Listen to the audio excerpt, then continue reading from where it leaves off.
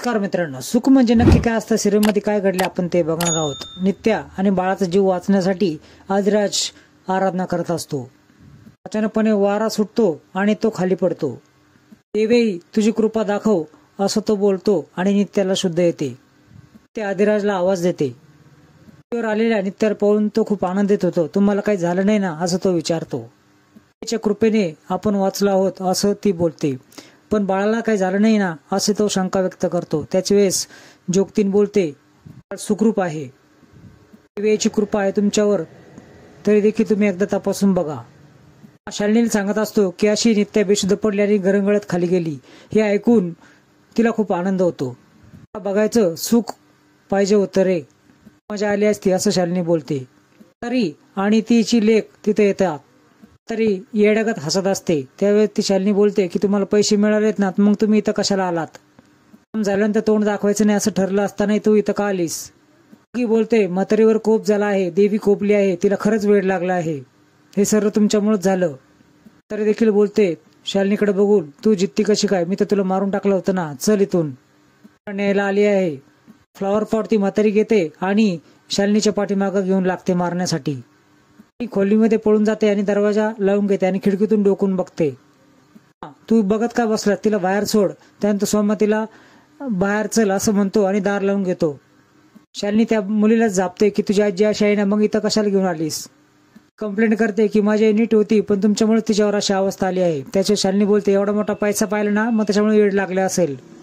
देवीचा कोप आहे हा. देवीच्या दर्शन करून आलेल्या बाईवर आम्ही घात घातला आहे म्हणून आमच्यावर देवी कोपली आहे. तिला आकलून देते आणि मनाशीत विचार करू लागते की खरंच असं होऊ शकतं का? झाला असेल का? म्हणजे देवीने नित्याला देखील वाचवलं असेल. नित्याला हॉस्पिटलमध्ये घेऊन येतो. पडल्यामुळं मी चेक केलं आहे, तशी काय काळजी करायची गरज नाही असं ती डॉक्टरबाई बोलते. काळजी घ्यायला हवी. तेवढ्यात नित्य येते आणि देवीमुळे सगळं वाचलं आहे असं ती बोलते. राजमा आणि संत्या घरी येतात. दोघांचा काही तपास लागला नाही पण तिथं गाडी होती असं बोलतात. बोलते की गाडी ठेवून ते कुठं गेले असतील, आता कुठं शोधायचं. विमल फोन लावण्याचा प्रयत्न करते पण फोन काय बंद पडलेला असतो. ती फोन फेकून देते. जेव्हा गरज असते तेव्हा फोन कधीच लागत नाही अशी ती कंप्लेंट करते. फोनवर राग काढून काय होणार आहे. नित्य आणि आदिराज दोघे येतात. सर्वजणांना आनंद होतो, काळजी देखील वाटते. विचारतात की किती वेळ लावला, कुठे गेला होता तुम्ही आणि गाडी तिथं का ठेवली?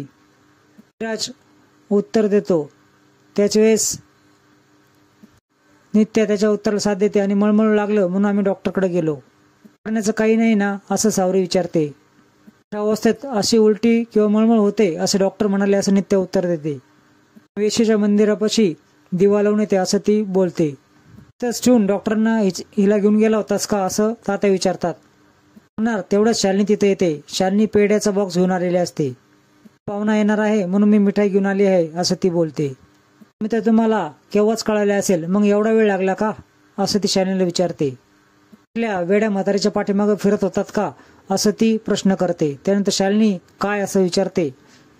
शालिनी अजूनच नाटक करू लागते, पॉलिशी मारू लागते. मला काहीच कळालं नाही असं विचारते. अभिनंदन करते. तात्याचं देखील अभिनंदन करते. बाबा होणार आहात ना असं विचारते. मिठाई आणली आहे, सर्वांनीच खा असं ती बोलते. त्यानंतर फक्त मिठाईच आणली आहे ना असं सावरी बोलते. हो हो, पार्टी देखील देणार असं शालिनी बोलते. माझं देखील आहे ना, ह्या घराचा आनंद तो देखील माझा देखील आनंद असं शालिनी बोलते. सोमा निघून जातात. बोलतो ती अंदाज घ्यायला आली होती. नित्या मान हलवते आणि आदिराज गप्पा मारत असतात.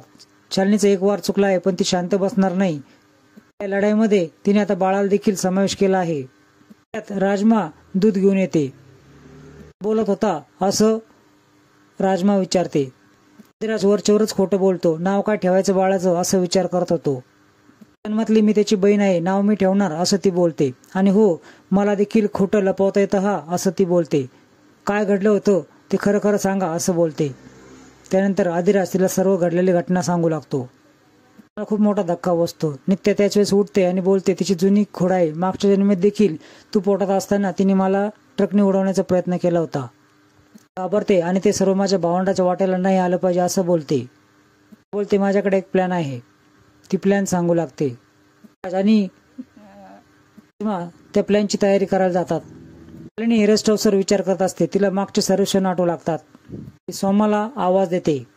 पाटलांचा वाडा या ठिकाणी नित्या आली पाहिजे, तिथेच मला यश मिळेल आणि नित्याच्या मुलाचं श्राद्ध मी त्याच ठिकाणी घालणार असं ती बोलते. काही करून नित्या त्या ठिकाणी आली पाहिजे असं शालिनी त्याला बोलते. त्या तुळशीची पूजा करत असते. पाठीमागून शालिनी येते. वा, सर्वजण साखर झोपेत असताना तू मात्र तुळशीला प्रदक्षिणा घालत आहेस. मला तुला एक ऑफर द्यायची आहे. भारी ऑफर आहे. ऑफर अशी नित्या विचारते.